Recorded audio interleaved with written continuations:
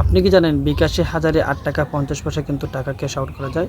আর সেটি কিভাবে করবেন সেটি আজকে আমি দেখিয়ে দিব। তাই এই ভিডিওটি অবশ্যই একটি ইন্টারেস্টিং ভিডিও হতে যাতে আপনারা প্রথম থেকে শেষ পর্যন্ত দেখুন এবং এই ভিডিওটি শেয়ার করে দিন যাতে ওনারা দেখতে পারে। এবং যারা আমার পেজ ফেসবুক থেকে দেখছেন তারা আমাকে ফলো দিয়ে পাশে থাকবেন এবং যারা ইউটিউব থেকে দেখছেন তারা আমাকে এই ভিডিও সাবস্ক্রাইব করে দেবেন।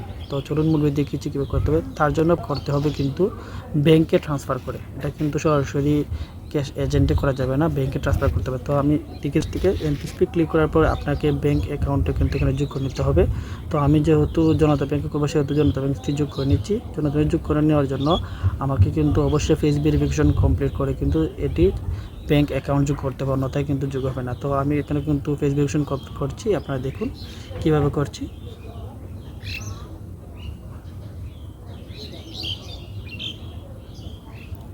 ফেস ভেরিফিকেশন কমপ্লিট হয়ে গেলে একটু সময় নেবে। ফেস ভেরিফিকেশন কমপ্লিট হয়ে যাওয়ার পর আমার অ্যাকাউন্টটি কিন্তু এখানে যোগ হয়ে যাবে। তারপরে আমি কী করব, আমার ব্যাংকের অ্যাকাউন্ট এবং নাম দিয়ে আমি এটাকে সেভ করে দেব।